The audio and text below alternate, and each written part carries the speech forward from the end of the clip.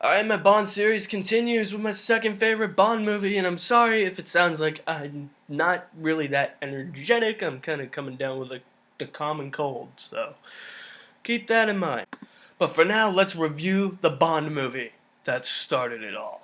Not Dr. No. And I decided before I get too deep into the Bond movies, so that a lot of them are fresh in my mind, I gotta continue reviewing these, because I'm on like number 11 or 12 on my list for my favorites, and I've only reviewed one of them. So we're gonna do that right now.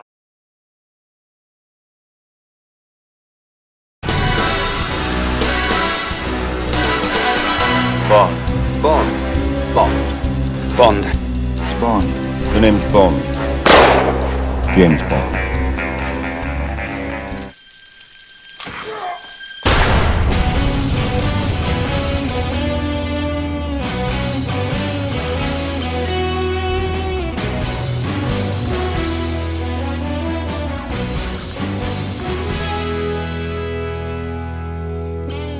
Casino Royale. From here on out, there may be spoilers. This may be a spoiler-heavy video, so you've been warned. So Casino Royale is the first Bond movie to star Daniel Craig in the iconic role of 007, and in this movie, the movie kind of reestablishes a new timeline. It's seen as a reboot, even though it is the official 21st Bond movie, seen as a reboot by many. Casino Royale pits Bond at the beginning of his career when he's kind of in his prime. He stops a terrorist attack at Miami International Airport, then he meets and falls in love with Vesper Lynd, played by Eva Green. Really good performance by her, by the way.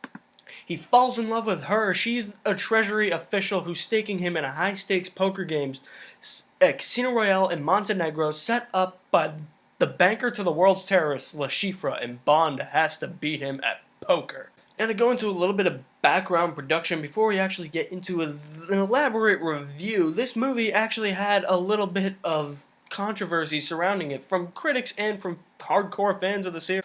First of all, everybody heard the plot and they're like, what the hell is that? He's gonna play poker the whole movie? But most importantly, everybody was pissed that Daniel Craig was cast as James Bond because everybody was like, nobody knows who the hell that is. He's a nobody. And people like myself were questioning whether or not the producers had made the right choice. We know that Pierce Brosnan wasn't coming back after that monstrosity that was Die Another Day. And I get the producers were looking for somebody younger. But once Daniel Craig was announced as James Bond, the internet and all of social media, what we had of social media back then, and every news article and media outlet just went berserk. They're like, who? This dude does not defy the role of Bond, the vision that Ian Fleming had in his novels. This dude does not define it. And it wasn't because this dude lacked the charm or lacked the suave that Ian Fleming's vision of Bond had. It was because the dude was blonde. Trailers came out and everybody ripped those apart, and I'm pretty sure every media outlet and every fan who went to see this movie went into it expecting to rip this movie apart. Truth is, you really can't. It's a critical acclaim. And fans of the series count it as one of the best Bond movies ever, because it is one of the best Bond movies ever. If this is not at or near the top of your favorite Bond movies list, I don't know if you're a Bond fan. Here's why Casino Royale works to so many levels. First off, if you're recasting Bond, you gotta have a good actor. And Daniel Craig kills it as Bond. This dude is Bond. I remember sitting there in the theater, I was like, holy crap, this guy's actually pretty good as Bond. This dude is realistic as Bond. He's tough, but he's also got that, charming side to him where he can easily charm chicks. All in all, the dude's a badass. And he doesn't need gadgets. That's what I like about it. This is also really good too. Judi Dench returns as M. Eva Green, best Bond girl ever put on screen. She's innocent, but at the same time, you can relate to her because you relate to Bond in this movie, and you ultimately know that she and Bond are going to have a relationship. The bicker between them back and forth is really, really, really good. Mads Mikkelsen plays the villain Le Chiffre, one of the best Bond villains ever. That dude blew me out of the water. Let's go back to Eva Green as Vesper Lynd, though, because, like I said, she is the best Bond girl. She's actually relatable. You understand where she is coming from. Like that whole scene where Bond loses all his money, and she's like, I can't stake you. You can't go back in there. And Bond's pretty much begging her to give her the money, and he's like, you're a bloody idiot. She's like, you lost because of your ego. That is totally true. You understand where she's coming from, but it's like when they're bantering back and forth, you understand where Bond's coming from too, so it's like, maybe they're actually meant to be. The important part about Vesper Lynd is the fact that, unlike Denise Richards' Bond girl and Halle Berry's Bond girl, before her, this chick is actually a human being. You can relate to her in more ways than none. She actually feels like a human being, and actually, you know that they're going to fall in love, but you know that she's actually works well as a partner with Bond.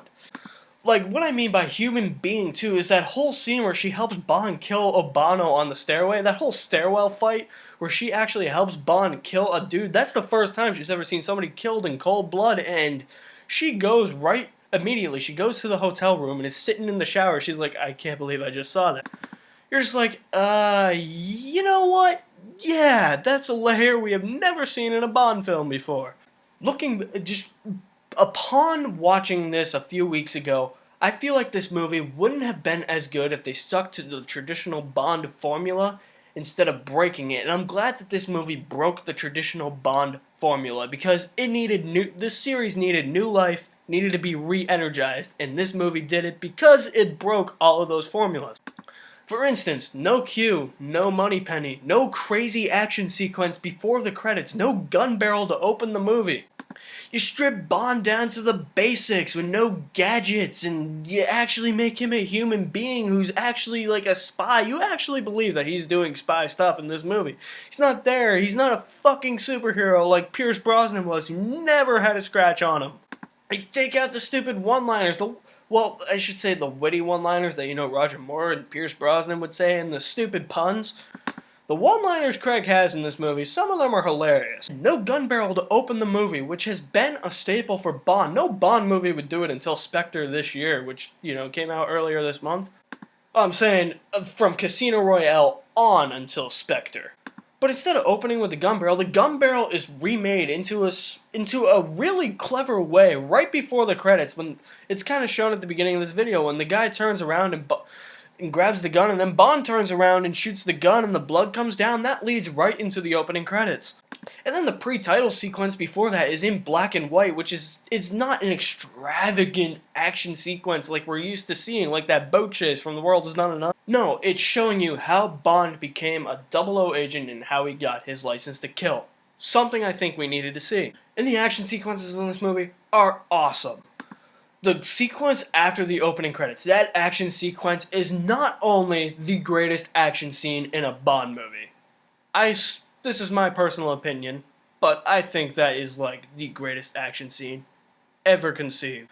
They're in a construction site, they're like climbing up like scaffolding and jumping off of cranes and shit. It is awesome. I was sitting there in the theater and I was like, holy shit. Alright, this is gonna be a sweet-ass, damn good Bond movie. I didn't say that because I was 12 when this movie came out, but I remember just seeing this movie in the theater, and just at this action scene, I just stared up at the screen and I was like, this movie is amazing.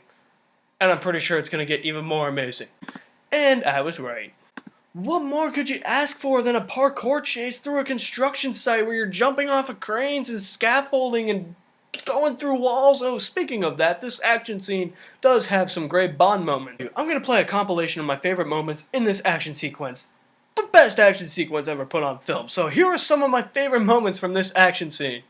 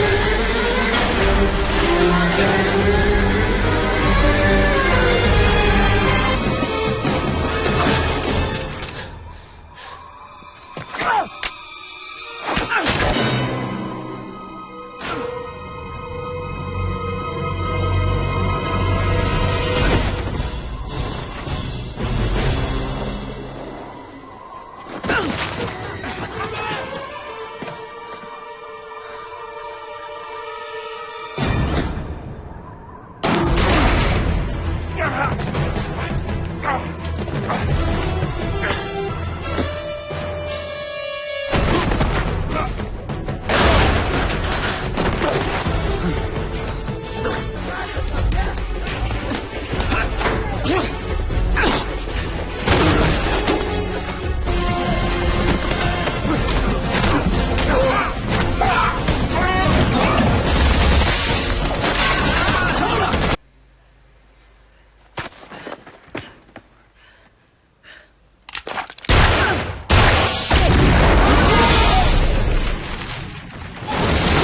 know.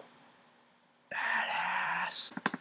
Come on, you can't tell me you're not gonna Google that action scene after. Then you get this sweet-ass action sequence at Miami International Airport that is really reminiscent of the Raiders of the Lost Ark truck chase. Bond fights a guy in a truck. It's pretty damn impressive. And then this movie is set up with a perfect 3-act structure, the way movies should all be set up, and it really keeps you interested from beginning to end, because the first act is really just Bond getting his 00 license and, you know, acting, compromising field operations, being the Bond that we expect him to be. The second act is the poker game, pretty intense. The third act is like a tragic love story. Awesome. The third act of the movie is really, really intense, and you're just like, yeah, I feel bad for this dude, because ultimately Vesper has been blackmailed, and she's working for this, Bond thinks she's an agent for this super sinister organization not named Spectre. And he finds out she had a boyfriend, a French Algerian, and they were very much in love. I just love Bond's reaction to this. When M tells him all this, he's just like, what does it matter? The job is done, and the bitch is dead. I'm like, yep, that is the Bond we've come to know. And Martin Campbell, the director of this movie, has successfully now launched 2 actors as Bond. He has launched 2 of the best Bond movies. He is a great director, aside from Green Lantern. I give the man kudos too, because those poker scenes must not have been easy to direct, must not have been easy to film. He has to make sure he gets the right shots on those. The cinematographer will be like, hey, what do you think of this shot? I bet he's just like, I need perfect shots for this, because the poker game, he does a good job of making the poker game intense. I mean, the whole movie's intense. He does a really good job of just making Bond intense, realistic, a darker portrayal for Craig for sure. But it's the poker game where you're just like, you're on the edge of your seat, you're like, come on, Bond to win, come on, Bond to win. The poker game is really intense, and it's filmed in a way where if you're not a poker fan, you still get the gist and you understand what is going on. I mean, you might have a question here or there, but for the most part, you understand who's winning, who's not winning, who's got whatever money.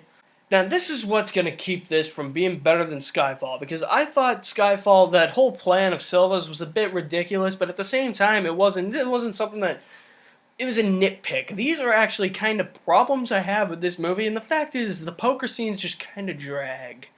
It kind of slows the movie down a little bit in the second half. The pacing, it just kind of feels off for a couple scenes.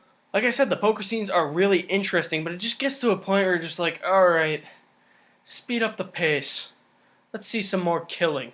I want another crazy action scene where they're jumping off of construction cranes and scaffolding. Please give me that. In some of those poker scenes, the movie kind of feels like it drags on a little bit too long. I feel like it could have maybe been 10 minutes shorter and it still would have been just as good.